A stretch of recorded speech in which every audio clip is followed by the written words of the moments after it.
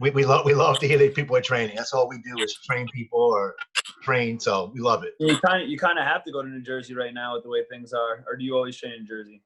I started training in Jersey this December, mainly because I needed an indoor facility to train at, because obviously indoor track for practice in December is a little bit rough, especially with like long jump and hurdles where the pit is literally like frozen. So I couldn't long jump even if I wanted to. And my school doesn't have an indoor track, and so I've been going to Jersey because they have a really good facility there. And then I really liked the coach there. And then since now, even at my high school, I'm still not allowed to like access the hurdles or officially like use the pit. Um, I've kept going there because then I can use the equipment there, and I do really love my coach there now, and so I'll definitely continue going there. Where are you practicing in Jersey? It's actually in Fairfield, New Jersey, which is funny because I live in Fairfield here too. It's about like a hour-and-a-half drive if it's like a little busy, and then if it's a really good day, it's like an hour and 15. Is that a school there? What? Is it at a school? No, it's at like it's almost like it's like a warehouse thing that he like transformed into this indoor facility. Nice. Because it's like an independent thing, and the guy does it himself. And I just saw I remember I followed a girl, Grace O'Shea, who I thought was like so amazing. Like I saw her at meets, and then she posted that that's where she trained, that's her coach. And so then I looked into it because I'm always like, if she's training at this place, she likes this coach, like maybe I should try it, like because I thought she was a really good hurdler. And so then I reached out to him, and he was like, yeah, we'd love to have you here, and I was willing to make the trip. And so that's kind of how I got into that. That's cool. That's cool. I'm hearing a little bit of feedback noise. Jordan, are you hearing it too? No. No. Okay. So I'm just picking it up. All right. I don't know where it's coming from, but we'll keep an eye on it. So anyway, Tess, thanks for having us on. I'm Gary. That's Jordan. You can tell by our names on the screen, obviously. And appreciate having you on. Definitely, I read about you and know that you got Gatorade Player of the Year, and we're trying to do this podcast. We bring on elite athletes to kind of share with us their secret sauce on what makes them special, so that hopefully our younger audience can pick up on some of that. We always say success leaves clues, and if you're looking for the clues, you're going to find what successful people do, and maybe you can emulate it yourself and carry it on, and you become that same kind of person. So we're just going to ask you a bunch of questions and just kind of chat for a little while and see where it goes. Okay, no, that sounds great. I love that idea. Even for me, like I watch so many YouTube videos and stuff about track athletes that I look up to doing like, my daily routine or like my pre-meet routine, and I love like learning from what they do. And that's exactly what we want to hear. What Tess does, because you've been such a successful athlete, at least since high school. So that's kind of far back as I went to follow you, and I know you had a successful freshman season and sophomore, and 2019 winning Gatorade Player of the Year award, and just doing some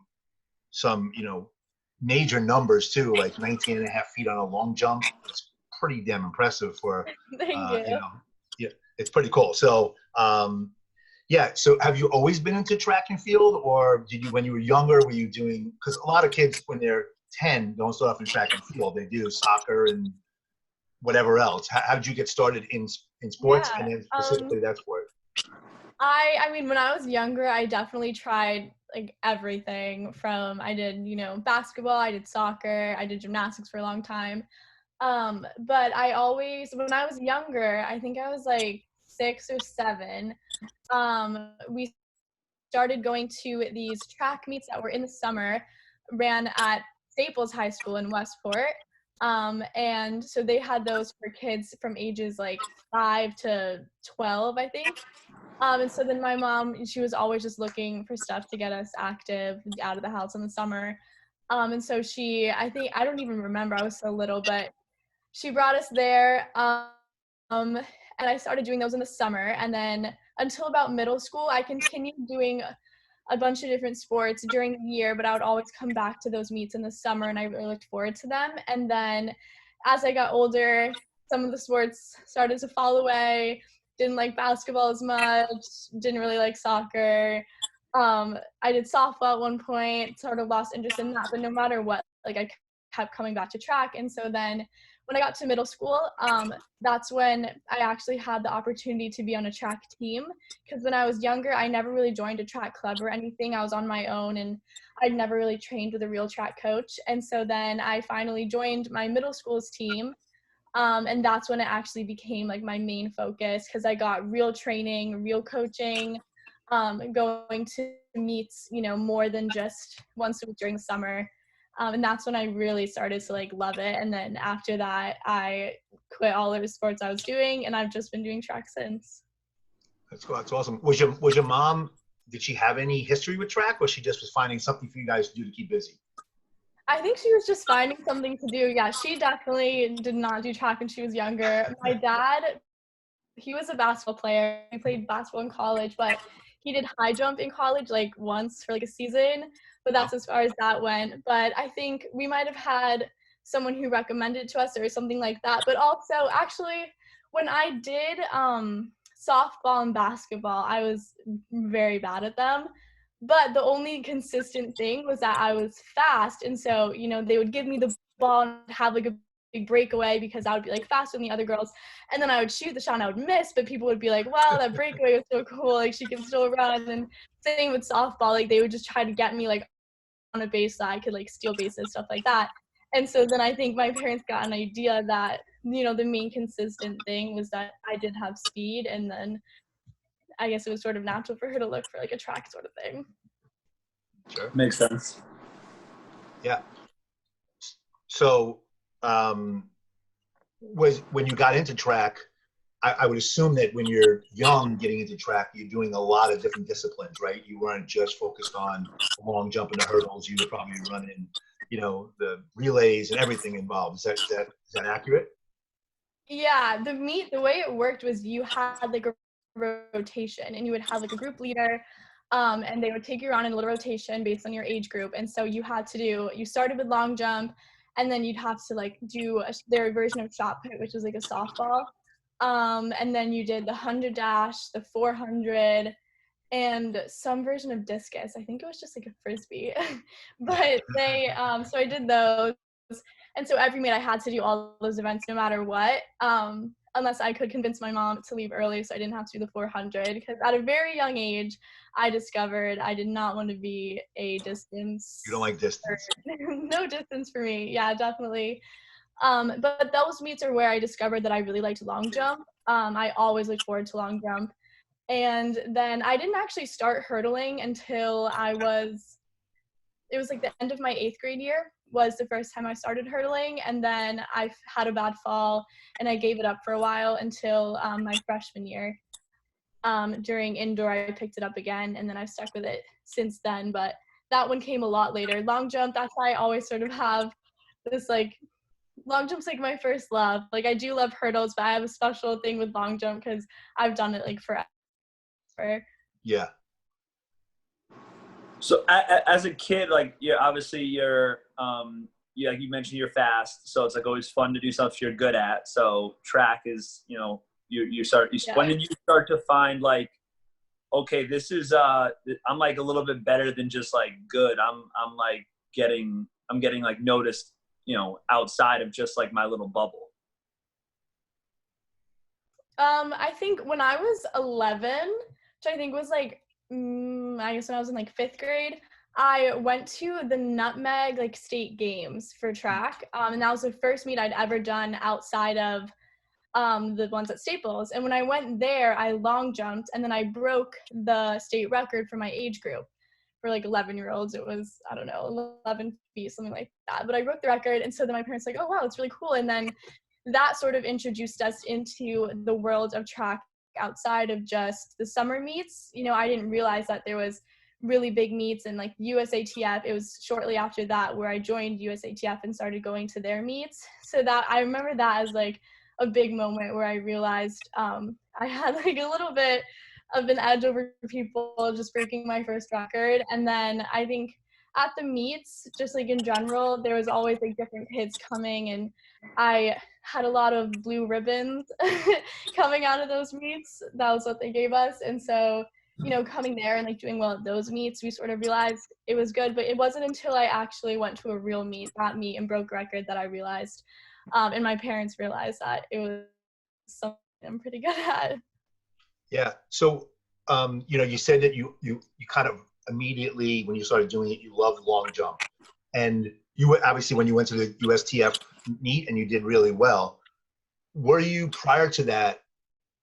Were you doing practice? Were you practicing a lot? Were you doing things outside of attending meets to get better, or do you attribute your winning that first meet and breaking that record more to genetics, or is it a combination of genetics and, hey, I knew I really liked it, so I was always kind of doing something to get better at it? Yeah, I worked with like a speed and agility coach. That was sort of the only thing I did, but it was more of, you know, like ladders and like short sprints like that. I did those at like a turf facility base. That was really the only training I did until I got to middle school, and so I didn't do workouts on the track. I think the speed and agility definitely helped. Some of my gymnastics helped because I was really strong and powerful in my legs.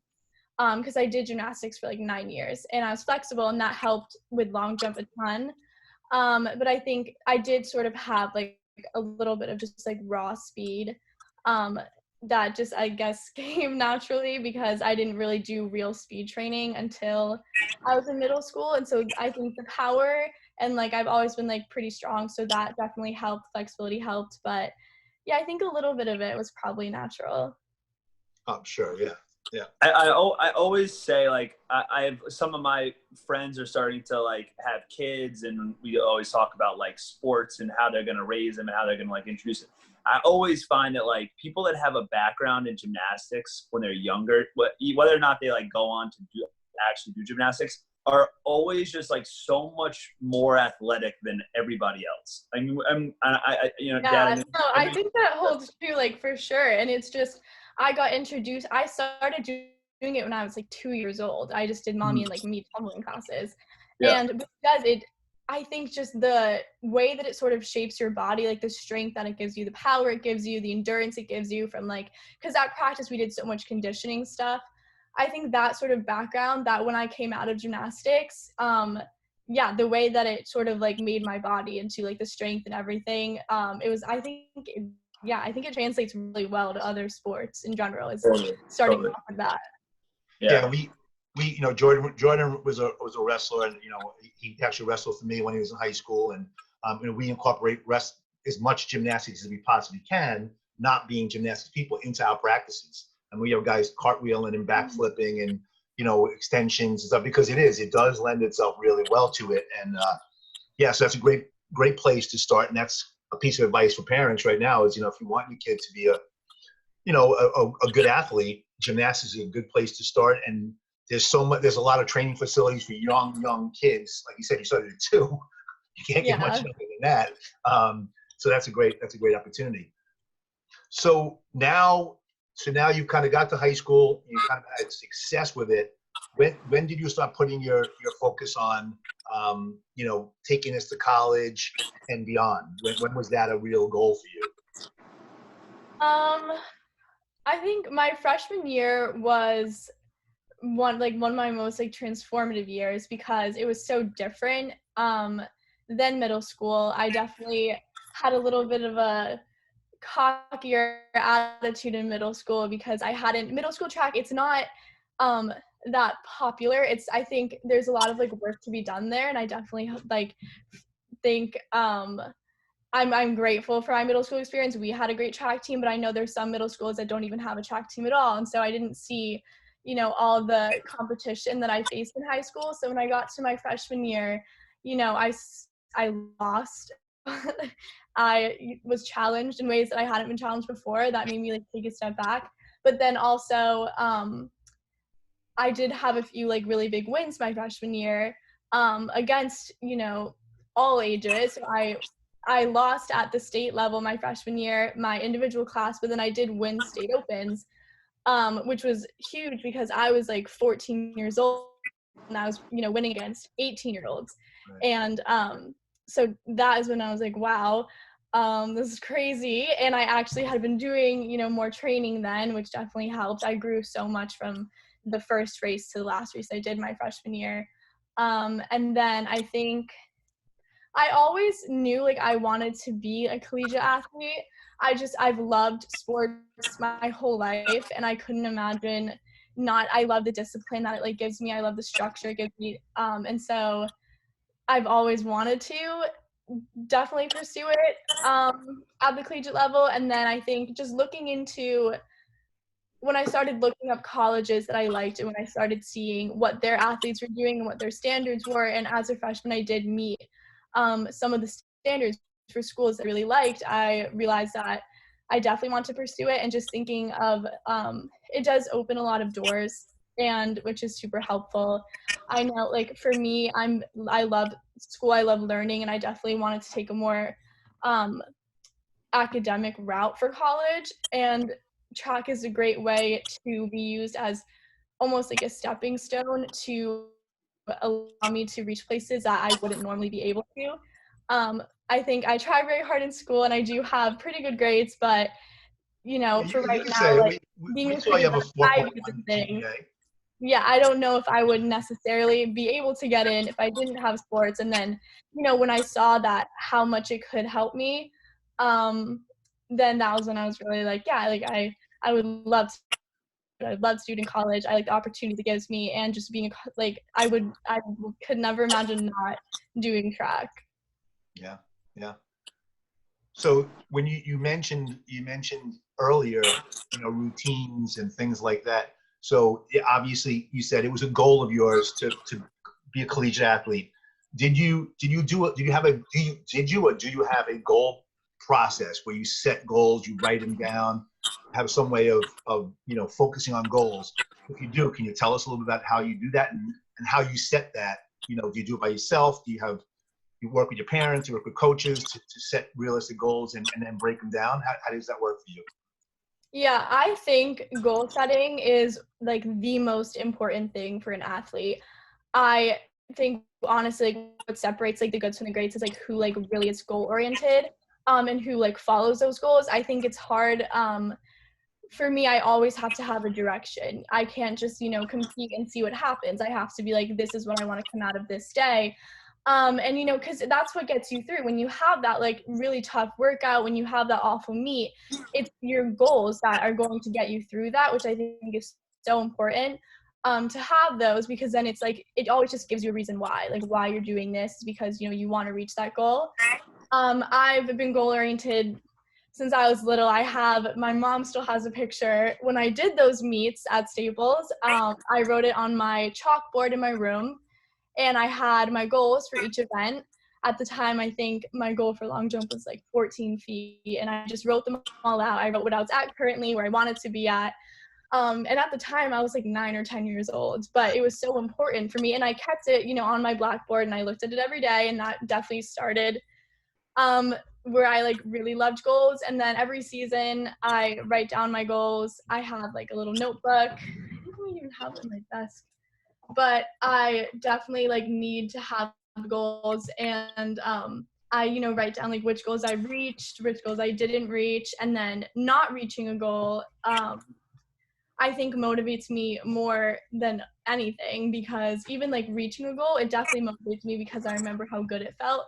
But not reaching a goal, I remember like the disappointment that came with that, and those sort of feelings, which I'm like, I don't want to feel like that again. Like I want to get my goals, so I'll train harder, eat better, whatnot. So yeah, definitely super goal oriented. I think it's so important. Oh yeah, here it is. Yeah, these are my goals. This is my goals when I was a freshman. I have them written down. I wanted to jump 19 feet, which I did not. I wanted to win states, which I don't think I did either, but I want to win state opens, which I did, and then qualify for emerging elite for nationals, which I did. And I kept coming back to those, and then it was, I just kept seeing like jump 19 feet at the top, and I was like, I really wanted to get there. And that was super disappointing to not do that, and same thing with states. And so that like totally gave me a drive, especially going into my sophomore year then when I was like, okay, and that's when I did actually jump 19 feet and actually win states, because I had that like anger with me from the past year where I was like, I wrote it down and I didn't do it. And then I got to do it my sophomore year because I had like a fire under me like never before, because I didn't get to do it. Yeah. So super important to me. Always keep it, have them on my desk. That's mine from freshman year. I'm not sure where I went from sophomore years, but. That's great. You did mention in that answer, you mentioned also daily goals. So do you actually have like a goal before you go to practice that says I want to accomplish X, Y, and Z, or how do you do that? Because I think for a lot of people, a lot of athletes, that's a key ingredient that's missing. Most of the athletes that we train and talk to, we can ask them, or we can even help them to get the big picture goal. It's almost easy, people. I want to win state, or I want to make it to this, or I want to take my team here. But they don't really have the breakdown of what I need to do every single day and check it off and be able to check that box, and even if it's as generic as I want to give 110% today or 100% today, which I think it needs to be more granular. But how do you do it? How do you work with your daily goals? Yeah, I have goals that are separate from just the overarching goals. A lot of them are things that I'm like missing from my routine. Those I have definitely on my phone. Because there was a time in my season where I really wanted to focus on flexibility, and I started realizing that I wasn't dedicating enough time to that, and I wasn't stretching enough. I felt myself like that thing. So I was like, okay, I want to dedicate 15 minutes every day to do like good stretch. And there's smaller things like that. And then going into practice each day, I think that's something that also comes with like really good coaching, because it's for my practice, I don't necessarily know what's going to happen that day, but then once I get there, my coach usually has a very clear idea of like, this is what I want you to nail today. Like when I was in Jersey today, today was totally just a day where we focused on my takeoff, and it was really like a very small part of my jump that he was like, I want you to nail this takeoff. And so my goal just for that practice was like, I want to hit my takeoff right. And then we did it, and we just kept doing it until I could do it right, and then I could do it right multiple times in a row. And then once we were satisfied with how my takeoff was looking, we could be done for the day. And I think that's super important too, because having those like little victories at practice and just making sure that you're getting stuff done, but then also not getting super frustrated if it doesn't happen. I think that because sometimes I'll have a goal, like I want to nail my takeoff, and I'll think, it has to happen this practice. And that's not always necessarily the case, because some things are, they're a little bit trickier to get. And so it's having those goals, but then also knowing that, sometimes they do take time. And, it might not be this practice, hopefully it's the next one, but then not getting discouraged, because I think getting discouraged with, not getting something right away, I start to break down a little bit, and then I don't get as effective as a practice as I need to get. And so it's like a balance for me. It's setting those goals, but also, when they're individual practice goals, like I want to get this done, definitely not getting frustrated if I don't get it on the first try. Right. Do a little, a lot. So be consistent with it, and then you can only control what you can control, of course, right? So, exactly. That's awesome. So as like an individual sport athlete, right? Like, I played lacrosse growing up, which is a team sport, and then I also wrestled, which is very much an individual sport. And I think track is even more unique than wrestling in that you're not necessarily racing against somebody else, or you're going against a lot of times yourself, right? You're trying to beat your times. What kind of mental process do you have, like before races or even during races, where you're not racing the person to the right or the left of you, where you're kind of have that tunnel vision, and you're able to, turn your brain to just getting the best out of yourself that you possibly can? For me, well, for long jump, it's a little bit different, because it's more like drawn out. And so it's a little, you'll jump and then your competition will jump, and you're going back and forth for like 6 jumps. And so that's very different. For me, I think I definitely thrive off of competition. when I'm jumping and we're getting near like the end of our jumps and someone out jumps me and I see them celebrating and all that stuff, that really, I use that as motivation. I think the most important thing is to not let that deter you, because I do see people where they'll be jumping and then they'll be in first and then someone will out jump them and they'll see them celebrating and they'll kind of freak out. And then the next jump, it will be one of their worst jumps of the day instead of one of their best jumps of the day, which it should be. So I think it's really big for me to not let other people coming near me, seeing them behind me, freak me out instead of motivate me. And so I definitely channel that. I see them celebrating and I'm like, I want to celebrate like that. I want to be able to out jump them now. Like they had their moment, but now it's like I really like internalize that. And then my next jumps are usually like my best jumps. Because you use it as fuel. Yeah, definitely use it as fuel instead of something to scare you. And then same thing with running, when you feel someone behind you, especially with hurdles, it can be a little daunting, especially because there's a lot of things going on and, they're so close to you and like their legs or arms could be really close to you because we're all like kind of all over the place instead of running just like a straight line. I used to be really bad with that. Long jump came a little more natural to me to just use it as fuel, but hurdles, when I would feel someone near me, I would freak out. And then that's when, my rhythm would get off. That's when falls would happen. And so for then, I definitely had to develop a little bit more of like a tunnel vision. I knew my goals turned more into, before the race, I always like repeat to myself like what I want to do. And so I'm like, I remember before I ran sub 8, like all that was going through my head was just like 790. Like I literally was just like repeating it. And I have to be like super focused and not really thinking about my surroundings for long jump. I more like to look around and, use it as motivation. For hurdles, I need to just focus on myself because the distractions of other people could make me, have a fall or slip up. And so then I just focus on the hurdles. I focus on, hurdle 1's done, hurdle 2's done, and then it's to the finish line. Love it. Yeah. So, and you kind of already answered part of my question, and that was, do you have a like pre-jump or pre-run routine, and then what you kind of said you repeat, the 17th, whatever the number was. I'm sorry, 17th over in your head. How about, do you have like a refocus routine as well? Like you're in there, you're over the hurdle, you feel someone coming, you may move from being in that great mental set, right? Sometimes we call it red and green and yellow lights. So you're in that green light focus, you're going, you're strong, you feel that person right over your shoulder, and you kind of change right into this yellow light. Do you have a reset thing where you tell yourself something in your mind and so you can straighten yourself out, or how does that work for you?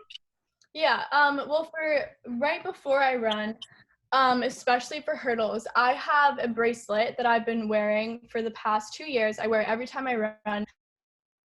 And it says, "Courage, dear heart," because after I fell my freshman year, I wanted to give up hurdles because it was a super traumatic fall, and I was like, I don't want to do an event where every time I race, like there's the option that I could end up, face planting on the ground. Like I was like, it'd be so much nicer to just run in a straight line.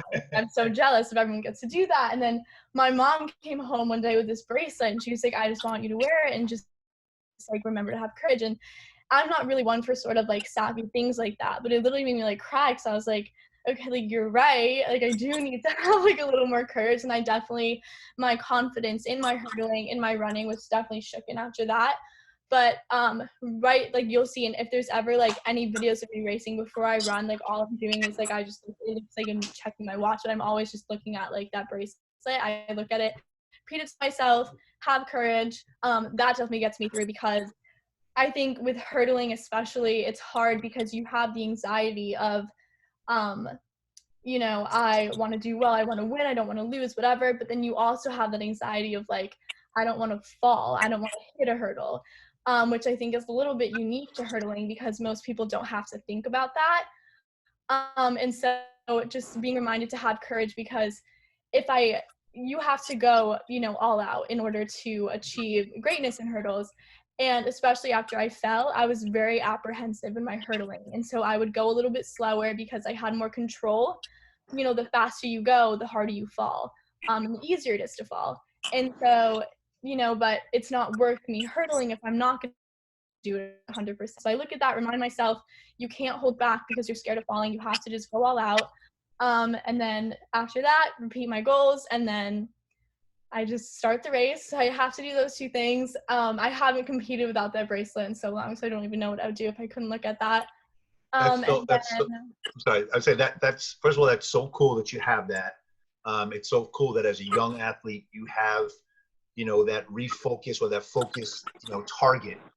Sometimes, you'll have, as coaches, sometimes we'll have a kid, draw something, or, you see batters in baseball stepping out and they're always taking their batter's gloves open on, and that's the same thing for them. That's part of their refocus or their focus routine. So number one, it's so cool that you have that at such an early age. Number two, kudos to mom for recognizing and getting something like that. Yeah. And the third thing I was gonna say is I've always loved watching hurdles. One, because I have terrible hips, and I couldn't even do them in high school. Like I have the worst flexibility in the world. I always liked it from the fact that, wow, look what these people can do. But two, we say in wrestling that once you wrestle, everything else in life is easy. But I think hurdles are a great metaphor for life too, because if you ever heard the phrase, the obstacle is the way, well, you have obstacles put in front of you every step you take. There's another obstacle you have to get over, and it's a great metaphor for just for life. So the being good at that is probably setting you up for being great at everything else in life as well. So pretty cool. Yeah, I definitely agree. Being put in an event where it's all just about getting over obstacles, super, it is like every time I hurdle, I'm like, I just made it over those 5 hurdles. I'm like 5 obstacles to get over, and then I do it.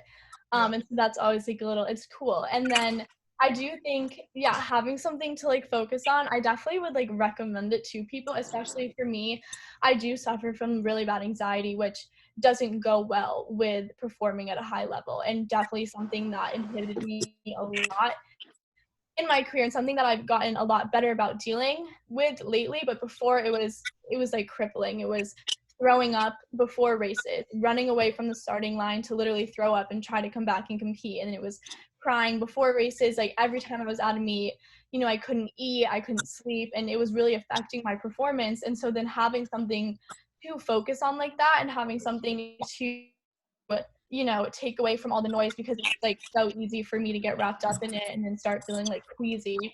I love it. And I think it's really simple. It's just like a little like yarn bracelet, and it's really weird that like after every season, I've had 4 of them now, and I keep them all. I have them in a little box, but after every season they like break, and it's usually really soon after the season ends, because it's all kind of eerie. Really creepy. Like it'll last me throughout the whole season, and like a couple of days or a week after the season's over, all of a sudden it'll fall off, and it's like kind of weird. That always happens. I think it's like a little, I don't know, I think it's cool. But having something to focus on, especially when you're out of meet and there's a lot of noise, there's a lot of people yelling, there's a lot of people watching you, especially when you're in the finals and everything kind of stops for a second, and like that like all eyes are on this race and there's 6 of you, and it gets really daunting. So for me to just be like staring at this little piece of metal on my wrist instead of everything around me, it works for me. It really does. And I get to block out the noise, get super focused. And then when I'm hurdling, I don't think I really have a refocus button. A lot of the times when I'm hurdling, I don't even really remember like what was happening.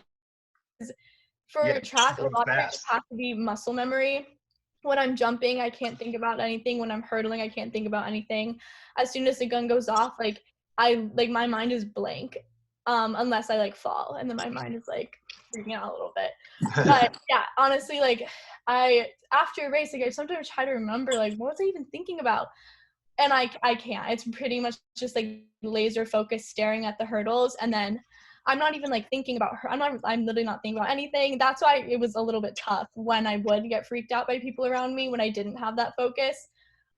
Because I would be like thinking, and I would be like, what are they doing? And I would hear them. And now when I'm hurdling, I don't hear a thing, which I think is like really weird, but I can't hear anything. Loud fireworks be going off while I'm hurdling, I would not know at all. People, sometimes people will, especially at our home meets, there's sometimes where my teammates are like right along the rails and they're really close to me yelling at me, and I could not tell you what they said. I could not tell you what was going on around me. And so that's when I know, like, I've really locked in, is when I don't hear noise at all. Is there, I mean, that's great that you have that ability to shut it off. Is there something you do to get in that zone? Like before you go, is there something you do to get into that zone where you don't hear anything but, you know, see what's in front of you? I don't know. I think for me, it came more with time. It came also more with realizing that, like, thinking about other people was, like, inhibiting me. But I don't even remember when it started. But I do remember, like, I just had this race when I was a freshman, when I was at States, and I finished the race, and I was like, I didn't hear a thing that whole race. And I was like, that was, like, really, like, the first time it happened. And I was like, that's so weird. Like, I don't remember what happened. And I had a really good race. My coach was like, what were you even thinking about? Like, what'd you do? And I was like, I don't remember. Like, I don't remember at all. I think it was more something that came with time. I wish I could give advice as to how to get in that place.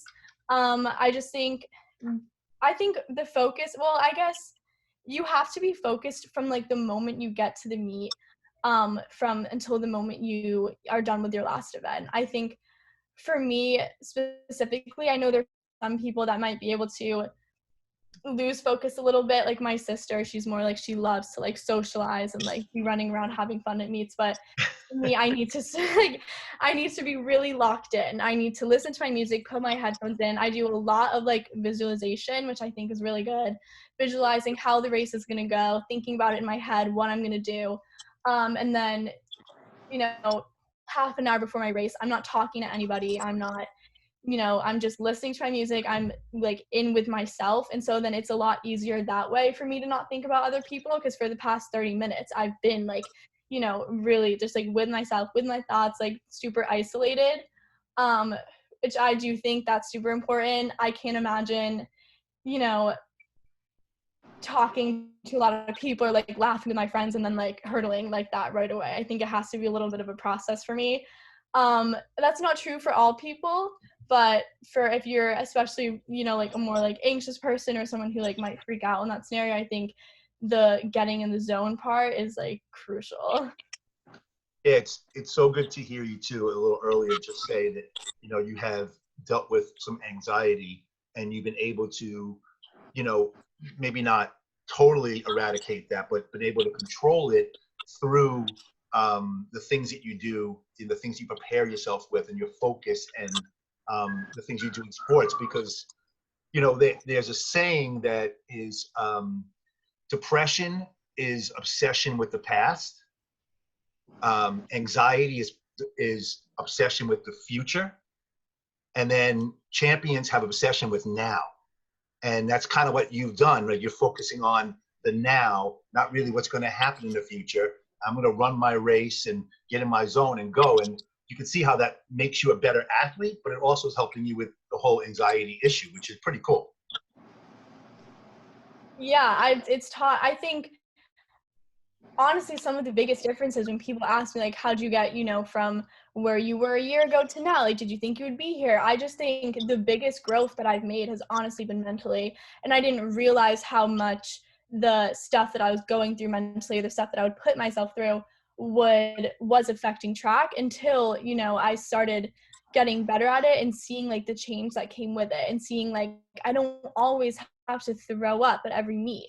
And the first time I, like, slept well. That's a good rule right there. Like, so I just remember the first time, like, being in a hotel room, it was this year, was the first time I went to an away meet, a big meet, and I slept through the night. And I was like, that's crazy.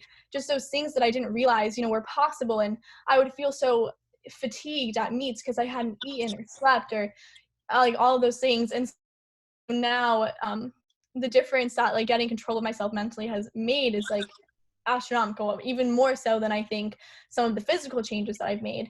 And I do think focusing on the now is so important. Focusing on just what you can, like, things like breathing, because that's, I'll just think, like, I'll do, like, little square breathing if I'm really freaking out, just things to get me, right. I do that too. 5 by 5 by 5 by 5. To really ground me. Anything that grounds me and just makes me, like, super sort of zen with myself, as it sounds a little cheesy, but that's pretty much how it is. I need to not think about, get my thoughts in one place and on one common goal.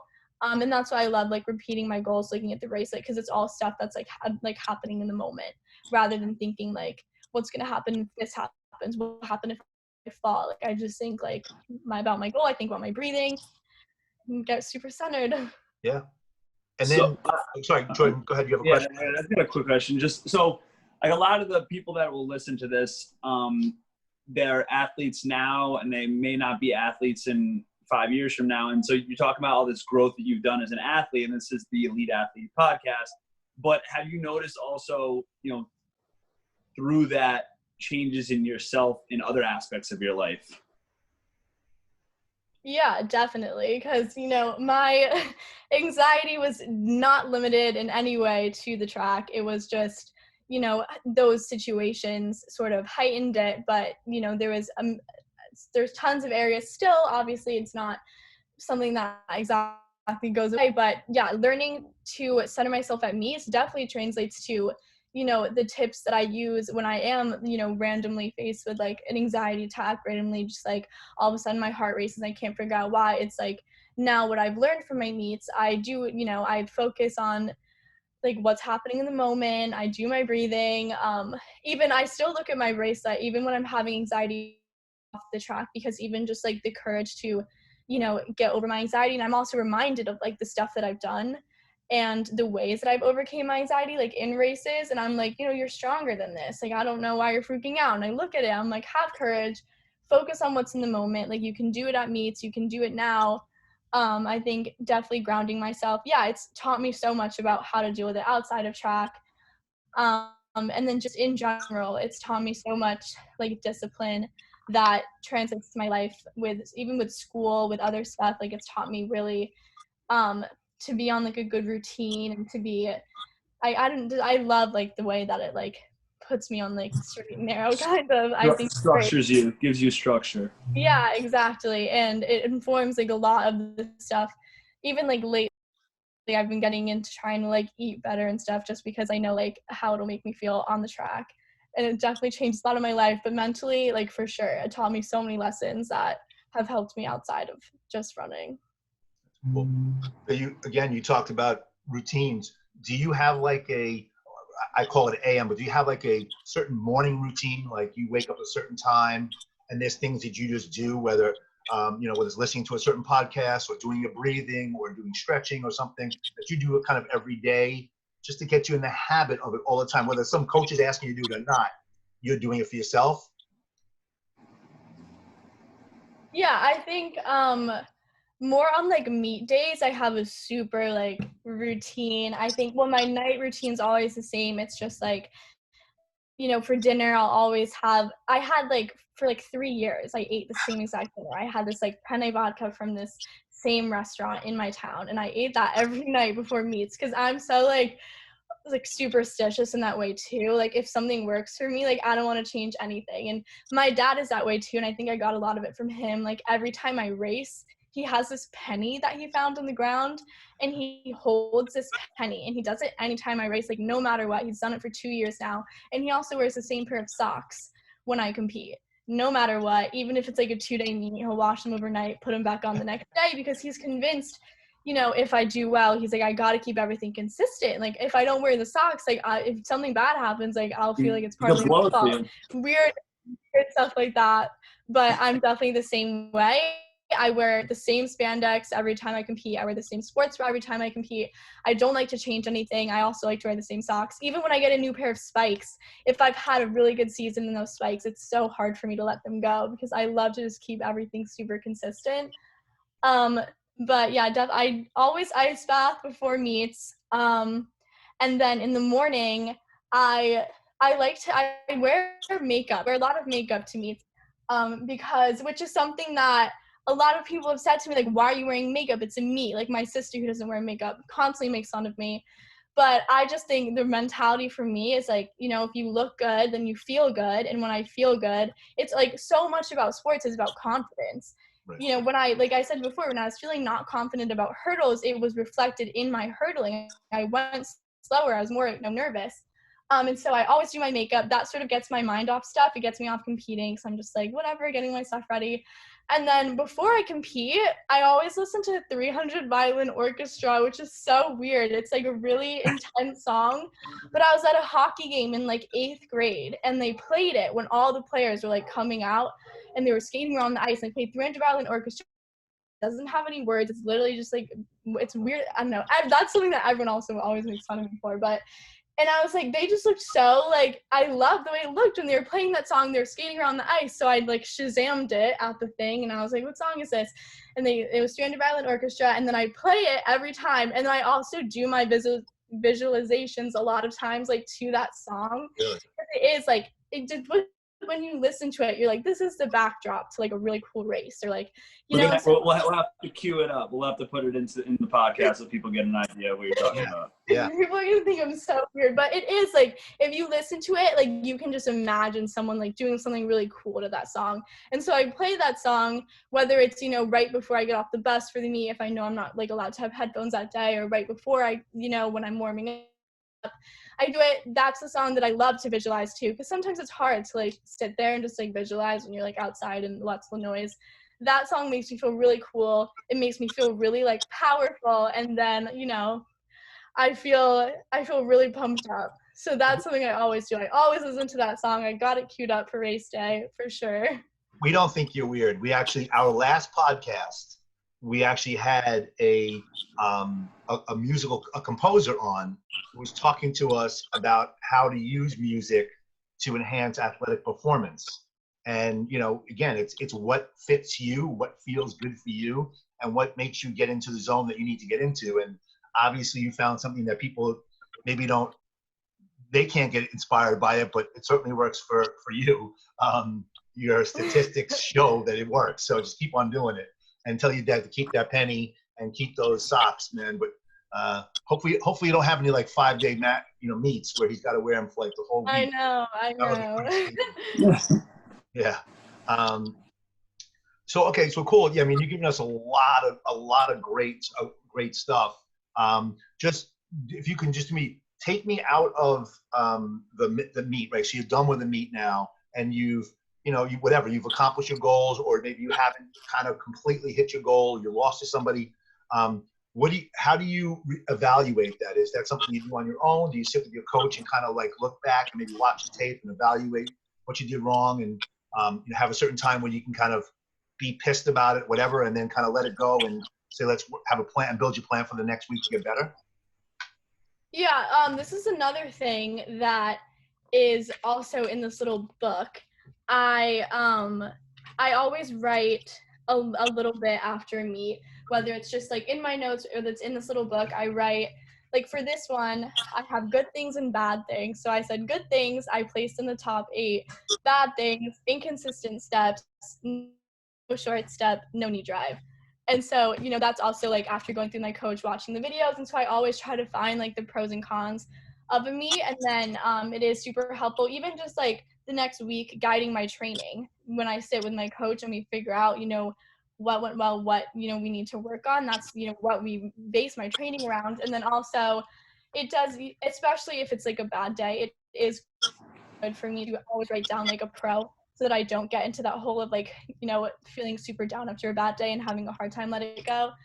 And so I think that's important, like thinking of the positives and the negatives. And then I always want something to work on. Even when I ran in New England and I ran my 788, and that was like more than I ever thought I could do. I still liked to, after I came down from like the sort of high about it, I liked to watch the video, and then I thought there's still room for improvement. I always love to think about what I still need to work on, and that's how I stay motivated, because it is sometimes easy to get a little bit like cocky when you do something really well, but then to, watch that video of like your best race ever, but then still find something that you could have done better.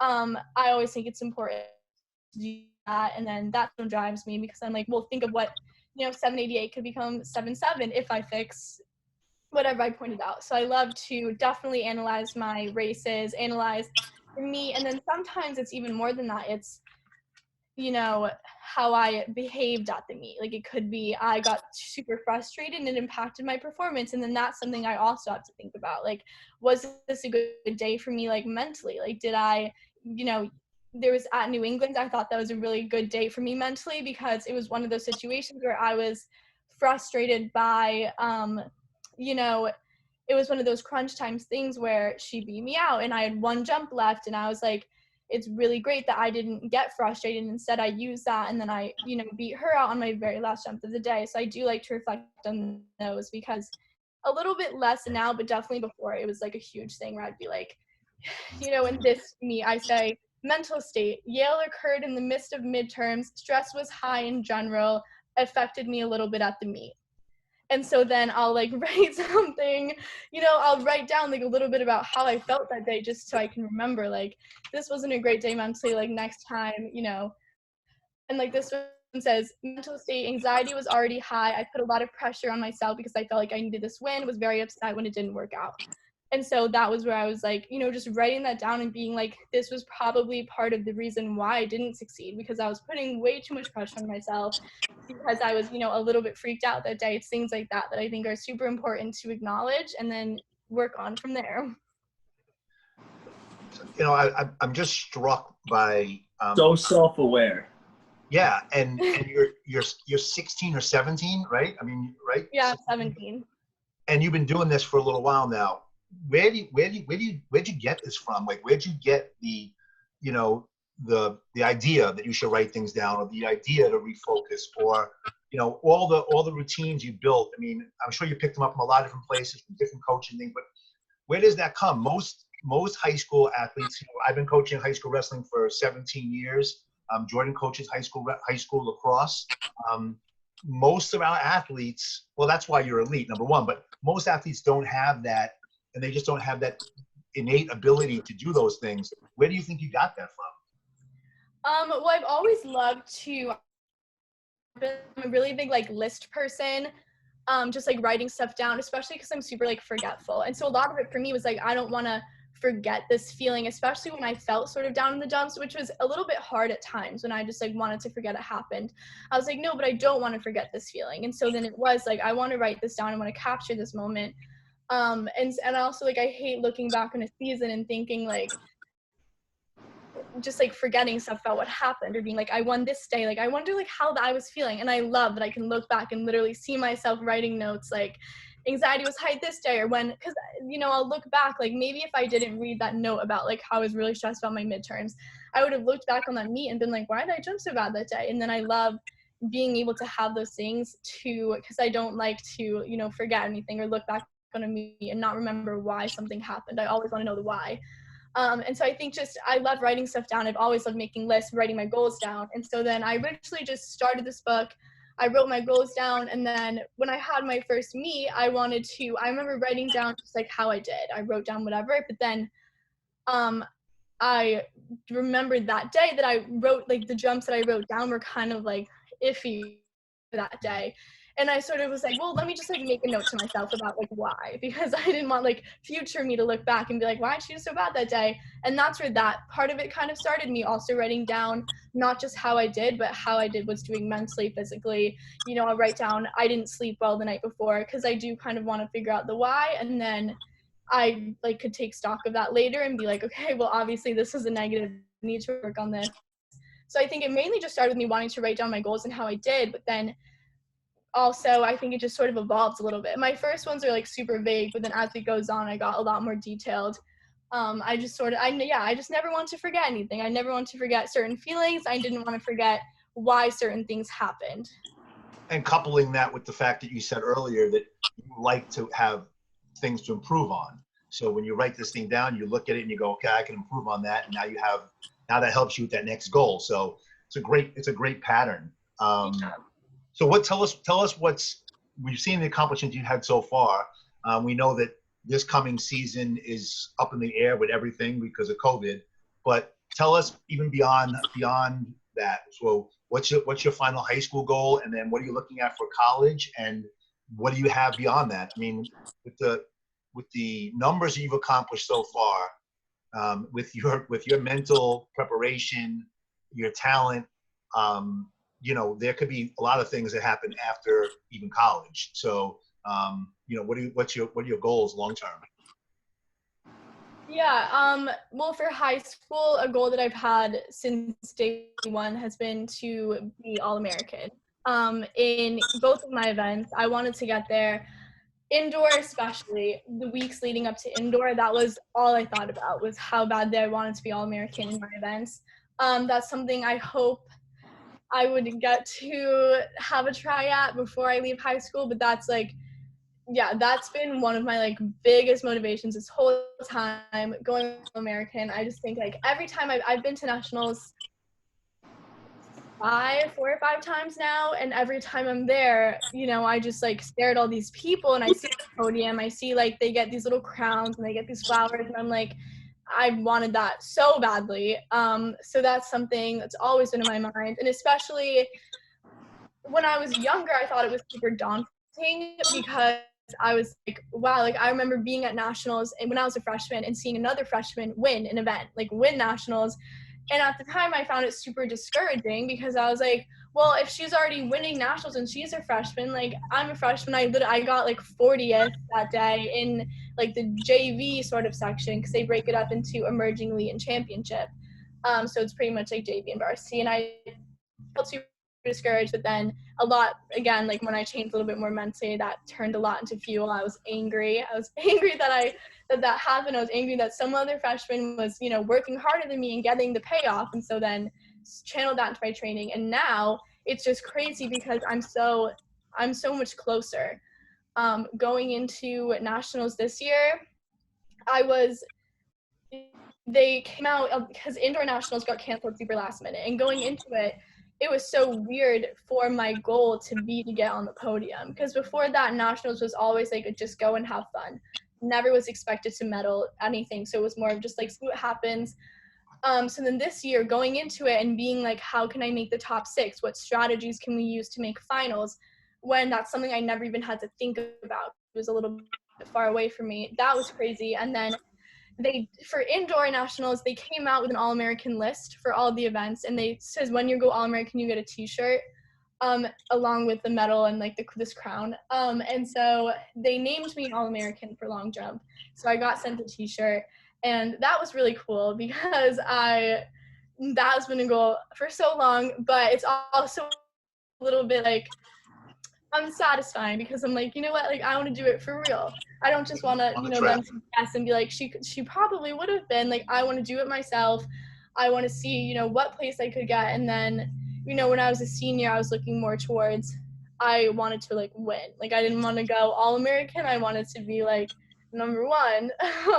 Those things definitely, a lot of my motivation and my goals were based around nationals. And then, I think also for track, it's super unique in the way that you can have like national rankings that are super clear cut, where, you know, in basketball, like you might, like they can do like some sort of ranking, but it's not like, you know, for this, it's like you have an event, everyone runs a time. It's so easy to rank the times and be like, you are US number 1, you are US number 2.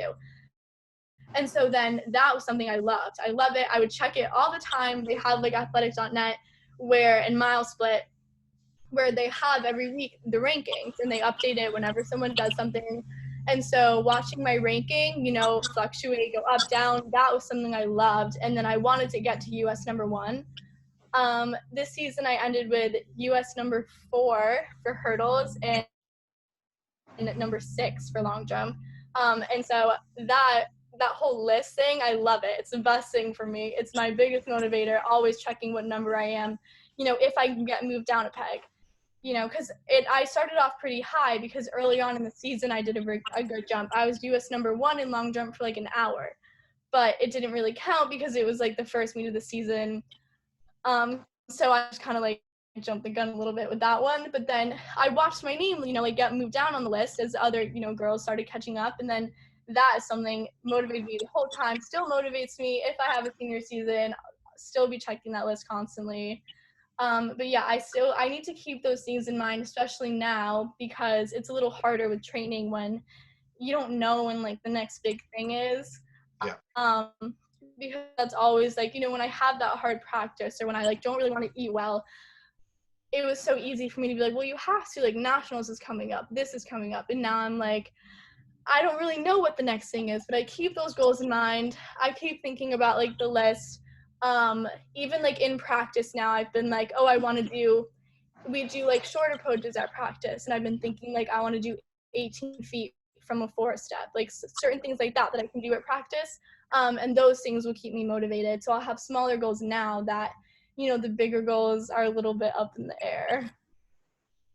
Okay. And do you have a college in mind where you're looking to go, or have you decided on anything yet? I have not decided. I think I've definitely narrowed it down a lot more. Probably like 5 I've narrowed it down to. It's just a little bit tricky to narrow it down any further than that without being able to go to the campus or meet the team or meet the coach or anything like that.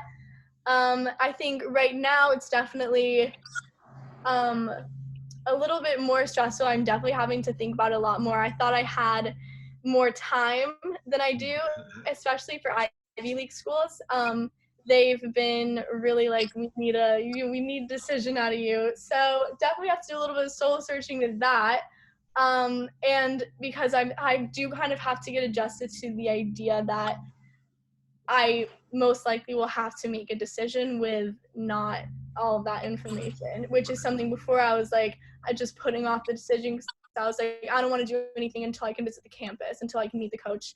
Now they're telling me like, well, we don't think you're going to be able to do that for a little bit. And so now I'm like, okay, I guess I'll finally start doing the online tours and all of that. So maybe that will narrow it down a little bit. But I think for me, definitely more of a strong academic school. I'm not looking for a super like powerhouse track program, like one of like the SEC schools. I more definitely focus on my education a lot, but then I've definitely found a lot of really amazing in-between schools that have, you know, amazing track programs, have put out Olympians, have put out pro athletes, but then also are one of those up their schools in terms of academics. Cool. That's awesome. Yeah, it's unfortunate you have to go, you know, a little change there, but COVID's brought a lot of changes for us. So I just got a couple more questions. Jordan probably has 1 or 2 questions. I have 1 or 2 questions, and that's about it. This is a little bit off, but are you a reader at all? Yes, I'm a huge reader.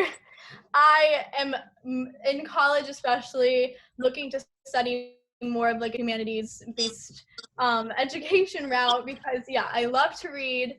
That is something that definitely came from my parents. They always made me read when I was younger. Huge reader, love it, love everything about literature. Not really mathematically inclined at all, science, stuff like that. It's just like I love like reading, writing, like all that. That's awesome. You know, people, you know, they're not all readers are leaders, but all leaders are readers. And I just try to stress that more and more now with, you know, with my kids, meaning my own kids, right? Jordan reads. Yeah. My other son doesn't read as much. I like try to stress it with him and try to stress it with our athletes too. There's so many ways now to absorb information, but there's something special about reading, about just getting a book and reading it, whether it's, you know, just a novel or it's something, you know, informational. It just feeds your brain and feeds your soul. So I knew you were a reader. I kind of had that feeling. So I'm glad I asked that question. Yeah, I couldn't agree more with that. Definitely like making mental notes for myself that I want to get when I have kids, started reading early. I think there's such like a direct correlation between like how much you read, like how much you're exposed to reading stuff, and like, you know, a lot of like intelligence, especially in like the reading areas, like reading and writing. Like it's so hard to be a good reader and you know, do well like in English class and writing class if you don't start reading like super early and read a lot. I think such a great like thing. And for me, like I always thought like math was something that was a little bit harder to just like be skilled at. To like, I feel like some people are just like have it and they don't. But I think for reading, especially like language arts stuff, I think it's so like in your control with like reading. And I'm really glad my parents like instilled that love of reading for me. Yeah, I completely agree because I think that I was kind of the opposite way. I think I always like went towards math and science, and that was easier for me. And reading was actually always more difficult for me. And like we talked about earlier, you end up doing the things that you like to do, or that you're good at. It's just easier kind of to go that way. But in my like later like adult life is really when I started to read, and the dramatic change that you can make happens so fast. You just start going through the pages, and you start, you sit down for a half hour and you struggle through 10 pages, and then a week later you're flying through pages. And I don't know if that can happen in math and science, but it definitely can happen in Yeah, I think so. And it's just like exposing you to, vocabulary. I think like it expands, the way you can talk, and even like for like the SAT, like it was, so I didn't really have to do much studying at all for like the reading section, because it was something that I've just, done the work for like before that. Whereas math, I had to do all the tutoring and the Khan Academy and everything. But yeah, love to read. Think it's super important. I think it definitely shows. And even like the way you talk, the way you can write, because it's so like, it teaches you so much. It really does. And like just with, the harder books, and you start to learn these big words and use them. And I don't know, I think it's cool. So I have, I know you mentioned like what you wanted to study. Did you say something about education? I did not, Oh, but, right. but for me, I thought I heard that too. No, I wanted to go, I said I wanted to go more of a humanities education route. Okay. Yeah, because I'm looking towards studying like an English major. These days I'm super interested in going to law school, because like, again, like reading history, that stuff, like it's what, I love. So yeah, more, humanities education, but I don't think I do have the patience to actually go into education. Yeah, definitely takes patience. But yeah, all right. I must have misheard you. All right. So I think I have two more questions. One is just, if you've given us so much great stuff, that I really hope that a lot of young people are listening to this. And, certainly when this is all produced, we'll give you the link to this, and we'll give you a promo for it. And, please share it with all your high school friends and all your followers. I think you really give a lot of good information here. But if you had one piece of advice, that you could leave the audience with, what would that be? To become a better athlete or a person.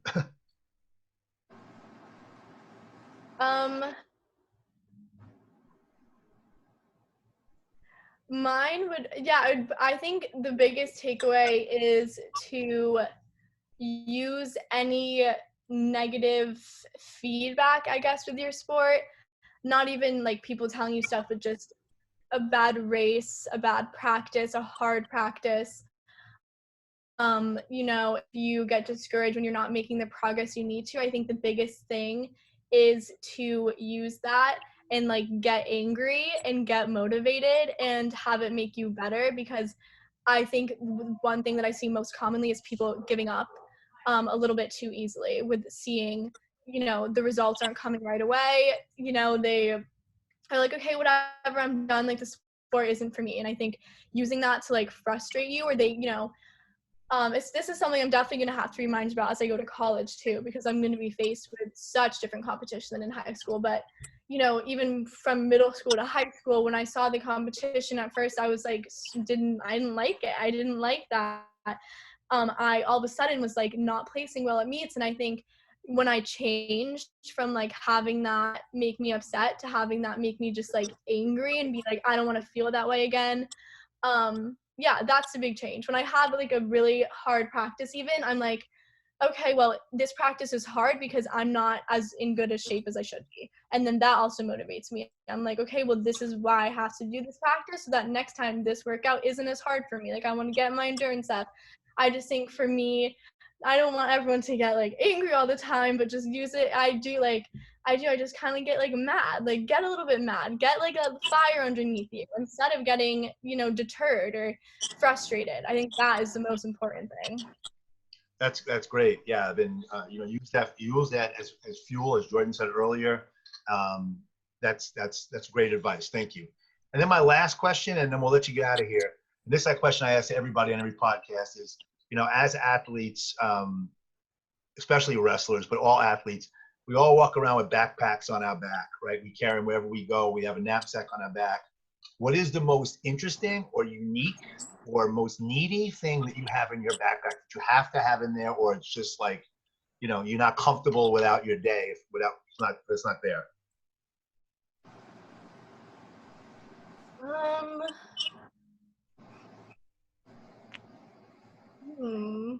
And we've heard some weird things from a certain measure of tape to we had a basketball player she's going pro now, and she told us she has these giant knee pads that she puts on and they massage her knees, and if she doesn't have them in a bag, she's lost. So we've heard all kind of different answers. So let's see. I think in my bag right now, I have this weird little like keychain that is like this little doll thing holding up like a 4-leaf clover. I'd feel really weird if that wasn't in my bag anymore, because that's my superstitious thing. Like, I love to have like a little good luck charm. Always got to have him there, and I like to like fiddle with it if I'm nervous. That's probably the weirdest thing. That's cool. Yeah, and then, like for me, like my weirdest thing usually is like it's what I wear. It's the bracelet. That's like my thing, but I would never put it in my bag. So I never take it off when I'm in season.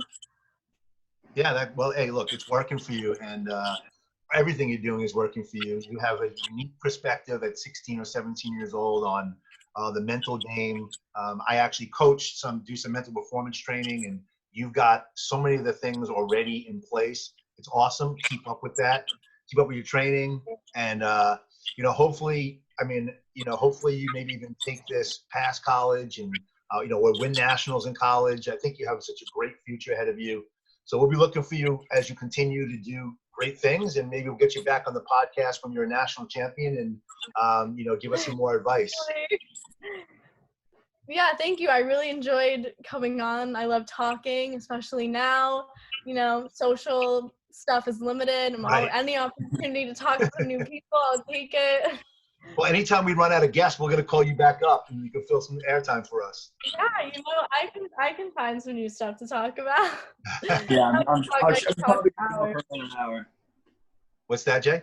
I said we probably could have gone for another hour. Oh yeah, no, seriously, I literally had. I love to talk. That's my issue. Whenever I do interviews after meets, like I always get the like wrap it up sign, because I just I get off on tangents. No, I mean, in all seriousness, Tess, I get my thoughts are like everywhere, but. No, but in all seriousness, I agree with Jordan. This could have went another hour. I actually have other questions for you related to your process and related to all the things you're doing in nutrition and things like that. So, maybe in a couple of weeks or whatever, we can have you back on again. We'll do like a part 2, because I think your age and where you are, and again, you're in Fairfield County. We're in Richfield, right? We're in Fairfield County. A lot of our listeners are probably in this area, right? That's what we kind of, because where we have our history. And so people are listening, and you'd be a great person, people to look at and say, wow, like here's a 16 or 17-year-old girl who's accomplishing all this. Let me really listen to some of the things she does. And, one of the things that I've noticed in our series of podcasts we've done, when we ask the question, where did you get that from? A lot of the athletes have been saying, it's just me. I'm born with it. But there are a lot of people who are not born with those things, and they need to recognize that just because you're not born with it doesn't mean you can't get it, right? And I always say success is not a talent game. Success is a strategy game, and you're giving the strategies that they need to take and listen to. So, we'll keep in touch on social media, and maybe we'll get you back on for part 2. Yeah, definitely something I'd be interested in. That's awesome. Yeah. That's awesome. The problem isn't when we're running out of stuff to talk about. The problem is our listeners just don't have the attention span to listen to anything longer than 45 minutes. Right. Yeah. Sometimes 20 minutes. I know. The younger they are, the shorter they can listen. Yeah. But hey, listen, thanks for today. We'll definitely be in touch. We'll get you back on. And keep up your training, and I'm sure you'll make a good decision on college with whatever tools you have to use. Yeah, thank you so much. Okay, Good luck, guys. Thanks. Bye-bye. Bye.